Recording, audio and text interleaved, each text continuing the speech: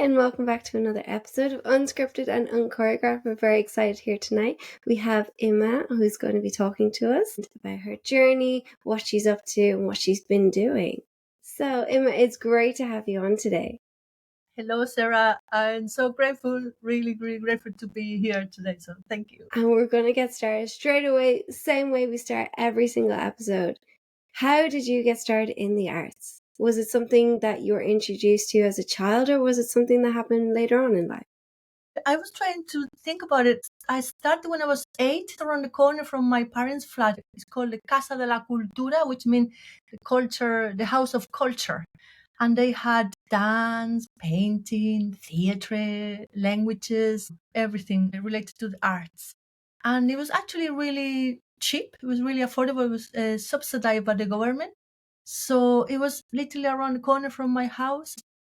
I always wanted to dance. I was always playing outdoors. We used to play like theatre, making our own dancing, lot of games running around. We were actually always really active. So I think that came naturally, just going to dance school. It was like, oh yeah, actually, I want to do that. I think it was kind of inside me. But yeah, around 8 years old, it started. And was there a particular style you started in? Was it like ballet or modern? Yeah, actually, this teacher we had, she was from Italy, and she just, for 1 year, she gave us a mix of everything, kind of modern dance, improvisation, a bit of ballet. And then she left us, and we got another teacher. And this time she taught us ballet exams. It was like from the Royal Ballet School. So we were preparing for these ballet exams. We were happy because she was a great teacher. I didn't know anything about ballet, so I was just happy to learn. So that was kind of the beginnings for about 10 years. And then was there a certain point you got to where you're like, oh, I want to do this like as my job and I want to do this as my career? Yes, it was about, I say, start 17, 18, I started to feel like, actually, I really want to do this like a full time.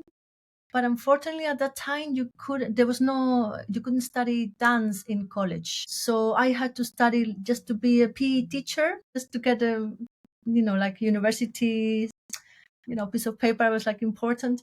But while I was studying university, I kept dancing. There was other teachers. I was doing contemporary dance with Brazilian teacher. It was fantastic, actually. So I kept dancing because I really wanted to be a dancer, but I couldn't do it full time. But then I finished my university studies and I came to Ireland as an au pair. But I think the universe said, hey, be able to find dance in Ireland and make it your life. And that's what happened. I was able to do professionally then in Cork, Limerick as well. Yeah. So I came here and I didn't know anything because there was no internet really at that time.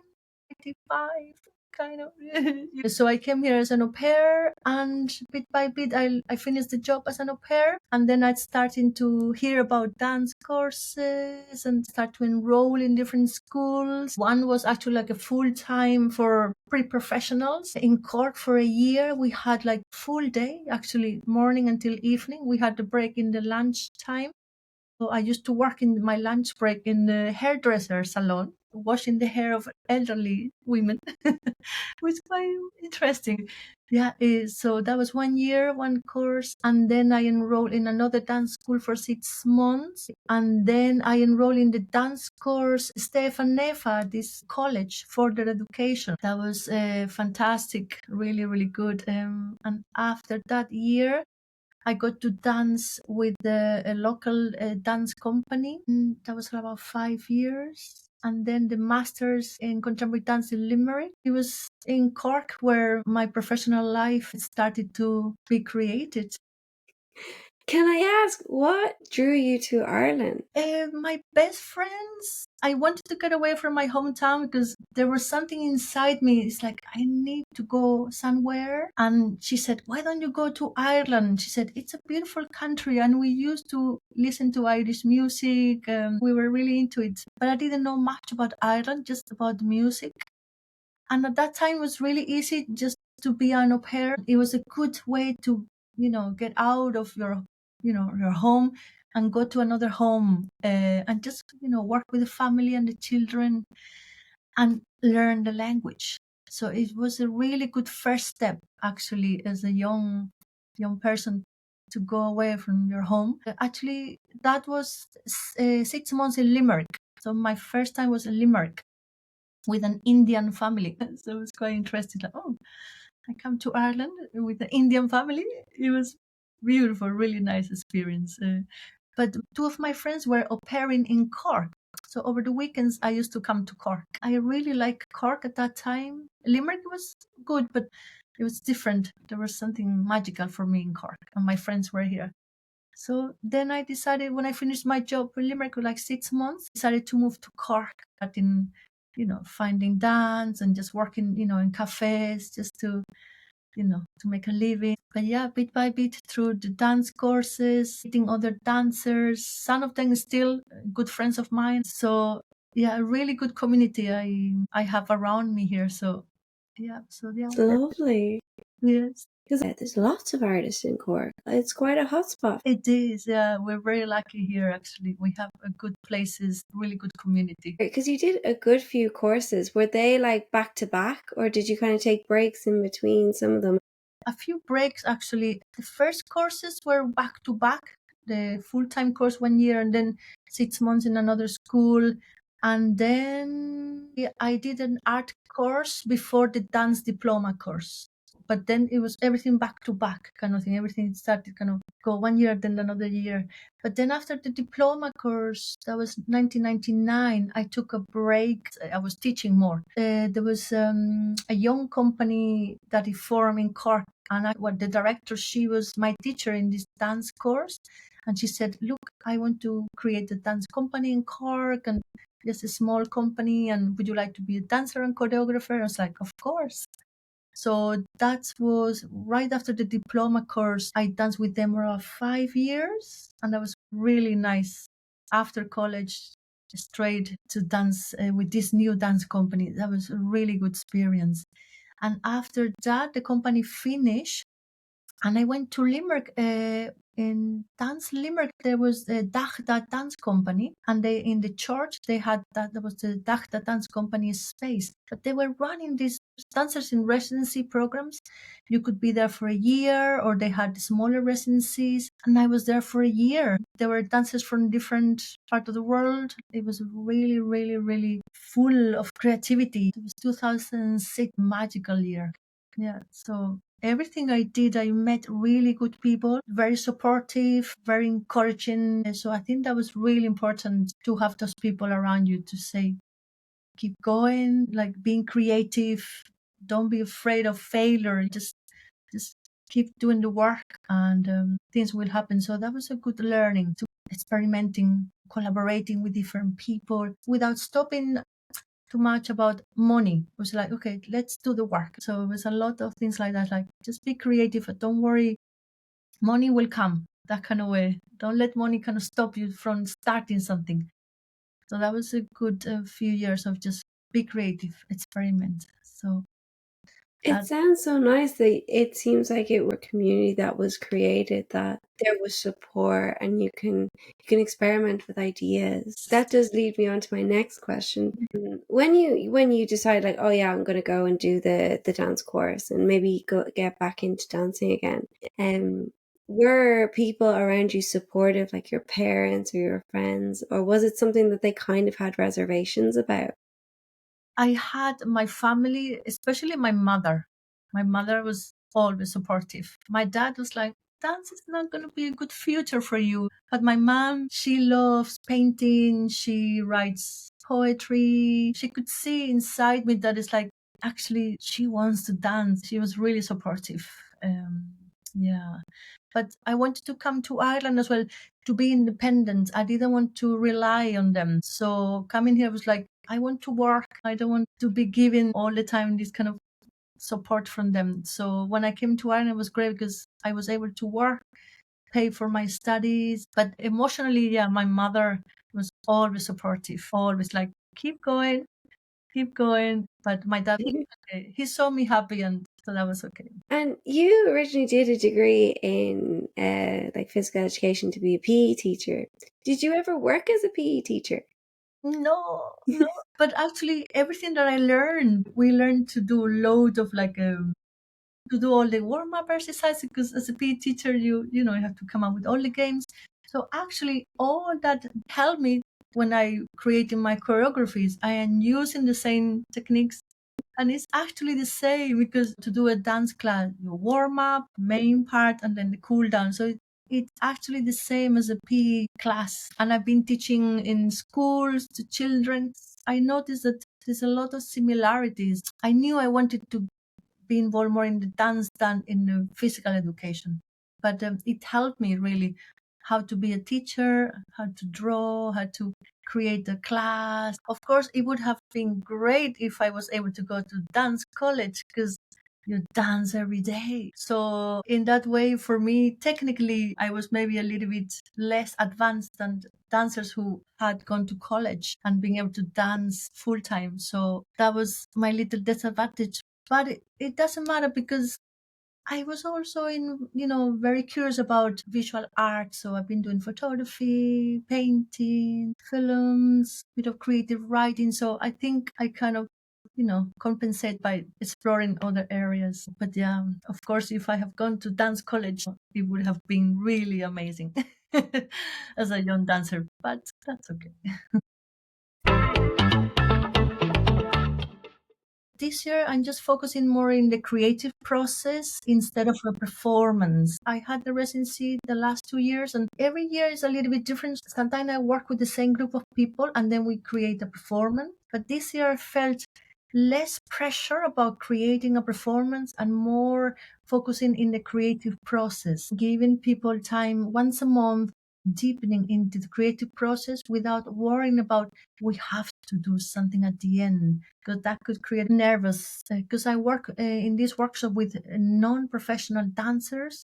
Also I have professional dancers sometimes, but it's that mix. I notice if you're not a professional dancer, you're not a performer, it could create a lot of anxiety, the word performance, and that will take people away from coming to the workshops. I notice that people love coming to the workshops, exploring creativity without the pressure of performing, because performing it's a big deal for somebody who's not used to it. So this year I focus in mainly once a month.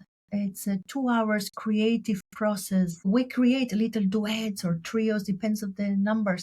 So they creating their own work and they are sharing it, but among the groups. So it's kind of performing, but not for public. But it's within the workshops. They get to share the work. So it's quite beautiful. Those moments are very special to see people who are afraid of performing, but they're still coming to the workshops and they are relaxed about sharing something that they think they are not good enough. They think, oh, I know the dancer are not good. So don't worry about this. But then their work, I think it's very beautiful because it's very raw. When they don't know anything about dance, they're just creating based in the tools, ideas that I gave them. They create their own way of movement. It's quite beautiful to see because they don't come from a dance background. It's really interesting for me. So to see the creative process and then the little sharing towards the end of the workshop, they are very, very special workshops. Can you give us a little insight into what these workshops look like and what is your creative practice? I love starting with the breathing meditation, connecting to the breath. Sometimes we lie down, sometimes sitting, eyes closed. And then I start with a little improvisation. Just very simple. I might say, okay, let's start with your right hand. Let's see what your right hand would like to do. And then I say, maybe now use your left hand, two hands together. So I start giving little tools of improvisation. The last few years I've been doing is using the alphabet for people to write the letters with their body. So I might say maybe with your nose you're writing capital A, but I said do your own capital A. So I tell them the space is your canvas, and you're creating, maybe with your eyes, you're doing an O. So I give them different ideas about how they can write with the body. Very simple. And the people get really into it. That practice has been with me for the last few years because it works for everybody. You can really make people start moving just by telling them, okay, write the letter T with the body. How would you like to write it? explore. It's been really, really, really interesting practice. And actually that brought me to research who was doing this, because I'm sure there was other artists doing this work. William Forsythe created this amazing method, and he has it in YouTube. Look under William Forsythe body writing. He explains really beautiful how to write letters or lines using different parts of the body. Very inspiring. So I will always show this to the students so they can straight away connect, and everybody straight away start moving. And also from the process or from the work that they do through this improvisation, they create little choreographies. I've done it myself. It is a really nice activity to do, and it's very simple, and it works like that for professionals and non-professionals. Can't think of the word suddenly. Are there certain things that you will do to cater for non-professional dancers in a class that maybe you wouldn't do in, say, if you were only working with professionals? Yes, with non-professional, if it's for a creative workshop, I will not teach them a choreography, for example. I will give them the tools for them to create their own movements, because it could be a big challenge for somebody to try to remember the movements. So I always give them the tools to start to be comfortable with the body, and then creating a little solo, maybe just 5 movements, and then when they remember these 5 movements, then I put 2 people together and I say, okay, now teach each other those 5 movements. And then it creates a duet. It's not overwhelming for them. I always do that for the creative workshop. But if it's like a dance class for beginners, yes, of course, a little bit of improvisation to let them be free, but then I will teach them a very simple choreography. I would go through routines for very, very basics. Very simple. But for creative workshops, I don't teach them choreography. I let them create their own work. Either in like a class or your creative process where you've got a mix of levels, how do you cater for that? Yes. It's tricky, but I learned that it's all in people's minds. So some beginners or amateur, they think, oh, I'm not good enough. Or if they come in with those thoughts, they will not fully really engage. And the same with professional dancers, they think they know everything already. Oh, I'm not going to learn anything having amateur in the class. I learned meditation practice. Sit down, close your eyes. We just go through very simple breathing exercises. And then everybody is very zen. So then when you're zen, when you are like relaxed, you are happy to go with Kind of taking everyone back to like the same starting point. yes. Yeah, so everybody's relaxed. For me, when I am relaxed, then it doesn't matter what you're doing because you're relaxed and you just go for it. We're going to have a lovely class. I'm not expecting you to be the best, even for themselves, not to be expected to be the best, just enjoying the process, just to relax during the process. There's no expectation. And definitely then the warm up, take it in very easily, loads of walking, running, or for example, everybody's walking and when you hear a clap, you go down or you freeze and then another clap, continue. So all those little warm ups, everybody then is relaxed and everybody is the same level because everybody can walk, everybody can run. You create this lovely energy in the space. People are starting to be more relaxed about themselves. Yeah. And yeah, I will keep the levels to medium speed, not too fast, not too slow. It's good for advanced dancers to actually slow down because it's more difficult to really slow down, control with the breath. And that's good for the amateur dancers to go slowly. It gives them time to process the information. But definitely a good meditation preparation, just breathing meditation, and then low to walking, running, shaking the body, starting slowly, very simple. And then sometimes for the choreography, all the kind of sequences that I've been doing to the warm-ups, I kind of take a bit of everything and I create a little choreography. So through the class, they've been already doing all these moves, but then I just take a few here, and then I put it together and it becomes a choreography. And then everybody, it's okay because they've been doing it through the class. So it's nice. I do love a class when you have that meditation a little bit slower, because sometimes it's nice to have that moment where you're completely present in your body and your mind, and you're like, I'm in this class right now. It doesn't matter what you came from or what you're going to after, you're fully in that space. And I think it really prepares you for, okay, I'm here and I'm going to do this. I'm not even thinking about what's happening in 2 minutes, in 30 seconds. What's happening now is important. Yes. And it can be hard to do that sometimes, maybe before class, depending on how early you get there, where you're coming from, where you're going after. But it's really nice to have that space to be like, I'm here and that's all I need to worry about right now. Definitely. Yes, yes. And I notice as well, leading the class, my voice, the words that I use. I think it's really important as well for the dancers to hear that it's okay not to be perfect or not to worry about being perfect. And even when we go into the choreographies, towards the end of the class, I said, okay, group one, group two, and the other ones are watching, just relax. And then I said, look, even if you forget the choreography, it doesn't matter. Go with the flow. Just enjoy, because sometimes it's beautiful that your own body will do a different move. Just go with the flow. And then people really like that. As, oh yeah, actually, my body didn't do that kick. It did a different, but it was natural. And I always say, look, this is not an audition, so it doesn't matter. Just making people sure that it's okay. You don't need to be perfect. I think the idea of just coming to the class, it's amazing. Just to be there, because it's not easy to come to a class first time with a new teacher and new ways of movement. Because you can have an idea about what the class is going to look like, but until you turn up and do that class, you're like, oh, this is what we're doing. And there are days when you can show up to a studio and something's happened 5 minutes beforehand and it completely changes your mood for better or for worse. I think it's hard to go into every dance class the same and being super happy and positive all the time. Life happens and we're human. Things happen and you're like, oh, okay, I'm a little bit more tight today, I'm a little bit more stressed, or I'm really happy, I'm really bubbly today. It can be a mix of everything. Definitely. And I really connect to that energy of the day. Even if I'm feeling a little bit down, I always try to,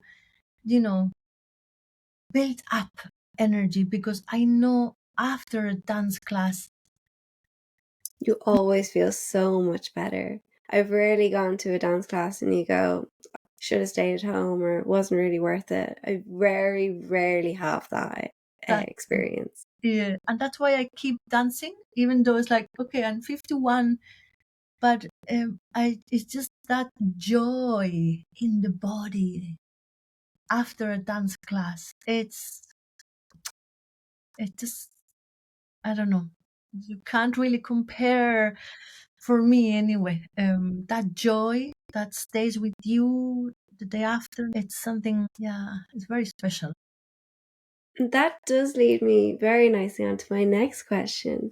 But where do you get your inspiration from for your movement, for your classes? That's a lovely question. For me, it's really the body. So when I go into the studio to prepare a class, I bring a good playlist, music, really important. I definitely connect to the energy of the body. Spring, it's like definitely my body is like, okay, wake up.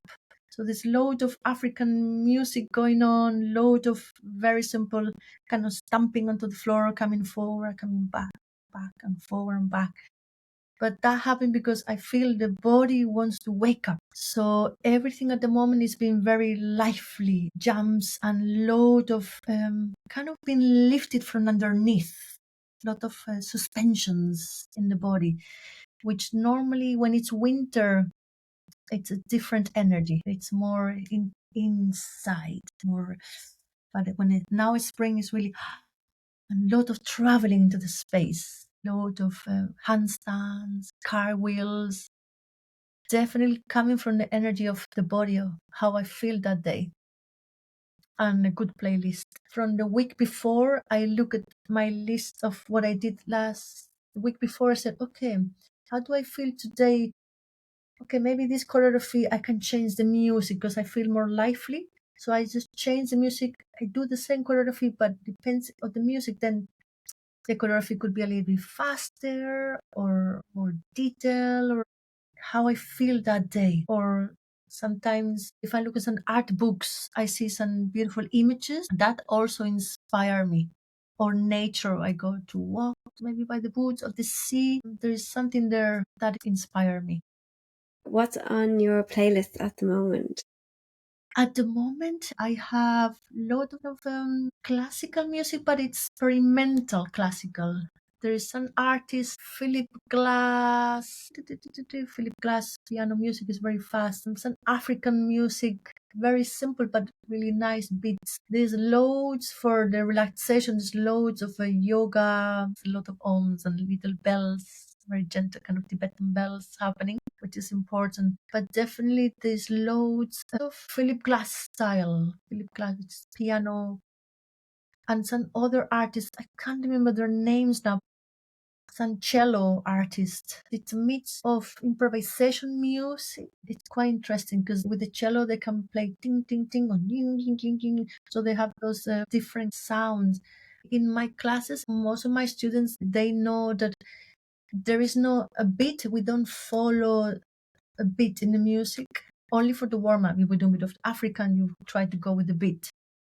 But when it comes to sequences, the music, it's like wind, push you. So the music for me is just to help you for the feeling of it than to follow a beat. So for me, I tell them they follow each other. So as a group, they're dancing, following each other. The music is there. Depends if it's kind of fast music, they go with that energy. If it's slow, they go with the slow, but they don't have to worry about the music. The music is there, but they don't have to follow. They just have to watch each other. So each time it's different as well. If they're feeling more tired that day, that's okay. They can, as a group, they can slow down because they don't have to follow the music. I find it really hard to choreograph to the beat of the music. If someone wanted to take part in one of your classes, where and when are they on? At the moment, I have them on Thursdays at the Lock Community Center. It's a city center, Cork City, and it's Thursdays 6:30 until 8. And you could do a drop in if you want, but I recommend people to, if they can, to come every Thursday, because then you can really follow the energy. You can really get into the feeling. Because if you come once in a while, then you have to pick up the sequences, and then you're like, oh, you might get a bit like, oh, I can't get the sequence. Oh, I can't get into the body. But people that come every week, they're remembering the sequence, even though I change. Most of the time, I change things and I change the music, but it's a very similar work. And I do repeat sequences just to give them time to get them into the body. But once I feel they know it, I change a little bit. Thursdays, 6:30 to 8. And the library workshops, it's the first Saturday of each month from 3 to 5:30. The library workshops are for anybody. You don't need to be a dancer. Sometimes I have a lot of poets, musicians, I have composers that they're interested in the body, writers, and I have dancers as well. Because those workshops are more about movement. It's based in whatever their own body tells them to do. Or for example, the library has donated dance books. So the workshops, I tell each participant to take a book and pick up some of the pictures from the book. And these books from everything, ballet, there's yoga, there's contemporary dance, there's really old books about ballet as well. It's really nice, folklore dance. So each person pick a book and they pick 5 images. And sometimes the images are just the position of your hand or a Vogue dance.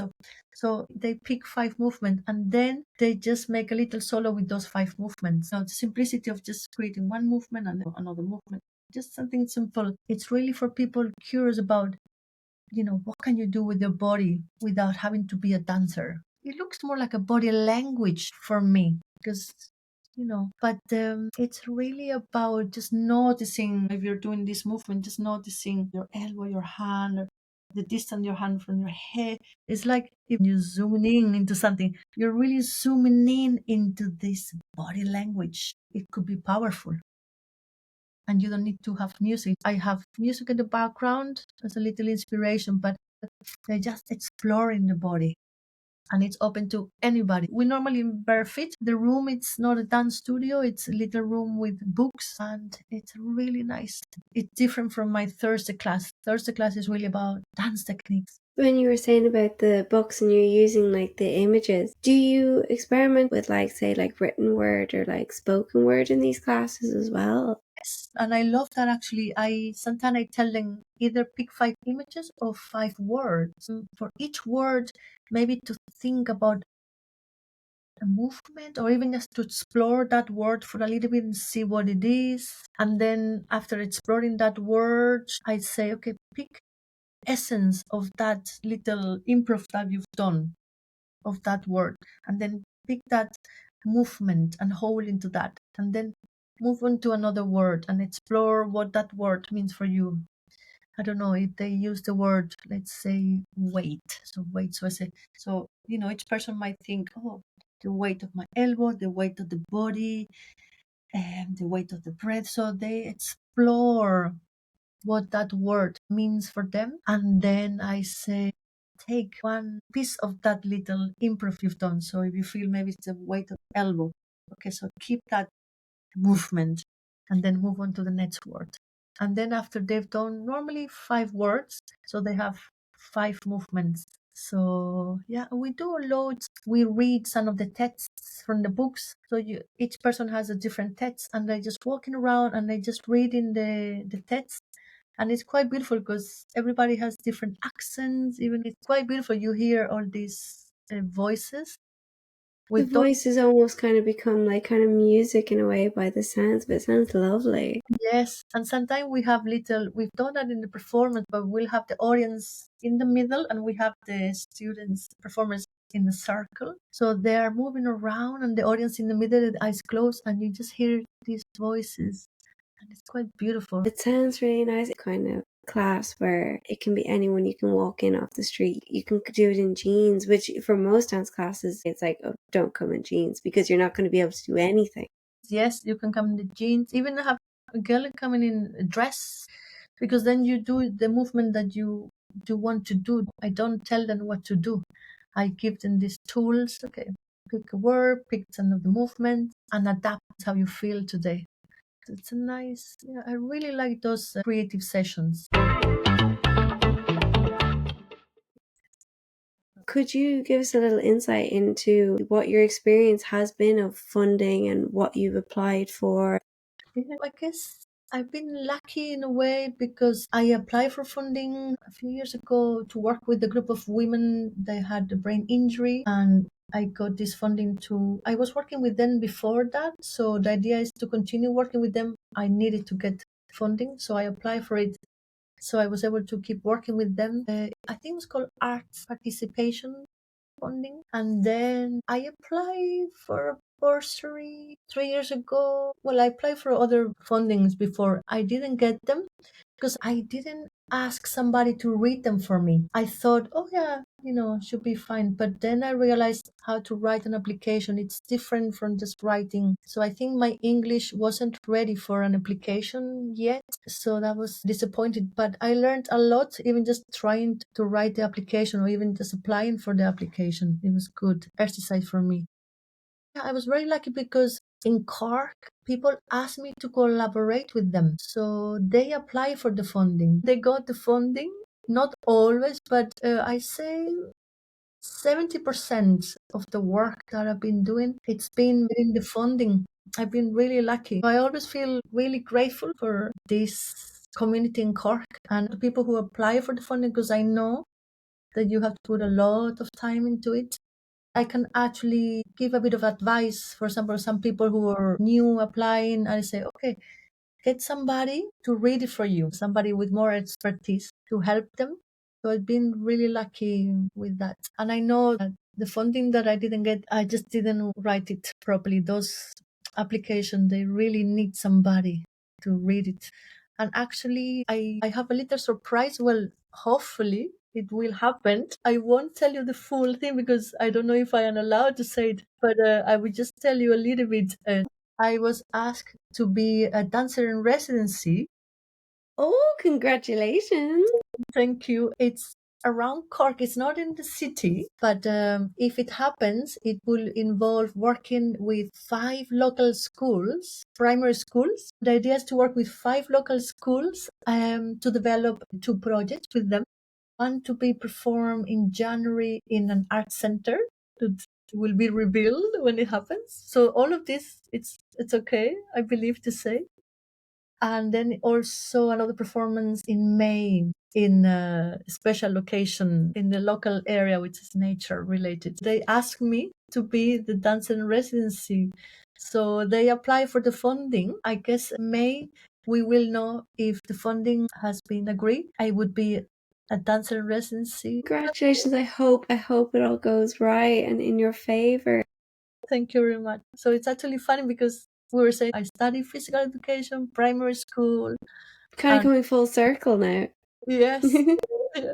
And it's all creativity, and all the workshops that I've been doing in the library, it's all creativity. So it feels like everything that I've been doing, it can come into good use in the schools. So, and I'm sure, with the children, new ideas will come up.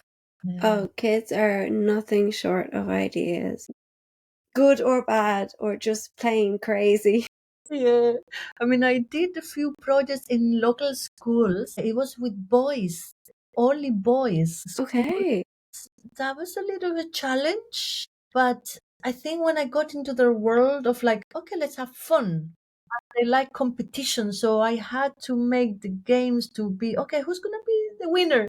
And then I learned, okay, I can get them through these little games, and it was a little challenge, but I learned a lot actually from them. That was good experience. Definitely, they keep you on your toes, which is great. They definitely do. Definitely. Do Yeah. you work a lot with children or do you mostly work with adults? Adults, yeah, mainly adults, unless sometimes, for example, through the Glucksman Gallery in the university, they work a lot with the local schools and local teachers. We've done some projects with children.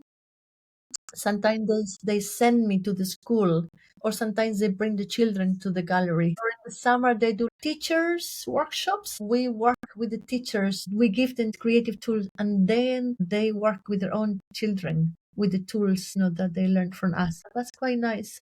I think for me, it's really important as a dancer, an artist, to collaborate with different artists, different mediums, people in film, music, visual arts. I think there is something really, really beautiful. You learn a lot from each other. I think it keeps you engaged, and you keep learning things that you just thought you didn't need to learn.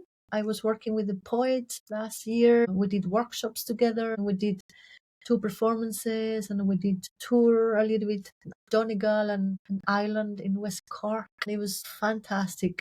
We had to bring in a dramaturg. I learned a lot from working with the dramaturg, with the poet. And actually, he was not a performer, so he had to learn how to perform. We all really benefit from it. I think you can always learn so much from other people, even from other dancers when you meet up to do projects. If you come from different backgrounds, maybe you went to different schools, you have different training, Yes. you can always add like a little bit of this and that, and then suddenly you've got something that's quite unique.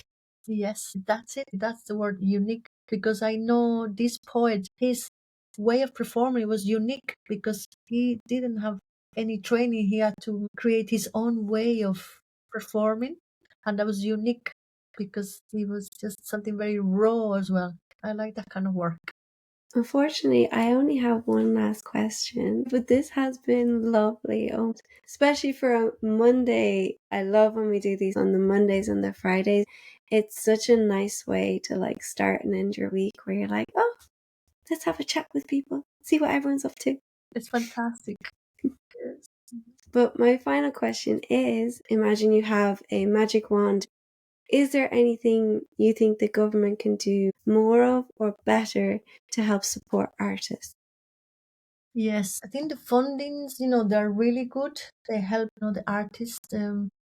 But I feel we need something that is for long term. I guess it's depending as well of the who is in government and how much value they see in the art. Maybe having funding that it could be maybe for like a 5 year. So when you get that funding, you have 5 years to be working. So something like this, a longer fundings. We've had quite a few people say this. They find that they're writing the application form for what they're doing or what they're planning on doing. And by the time they finish that one, they almost have to start writing the next one because the funding will only get them so far. I think the longest you can get is maybe, if even, a year-long funding, depending on maybe your organization. But yeah, it seems to be a lot of people have said you seem to just about finish writing your applications, or you can spend so much time filling in your applications that it seems to take away a lot of time from your actual studio practice. Yes, that's the thing. You have to spend a lot of time getting this application, and then you don't get to do your work, the creative work. It's a little bit tricky, but I always, think longer terms will be really, really helpful. I think that would be the way to go. Thank you so much, Inma, for coming on tonight. It's been so lovely to chat to you.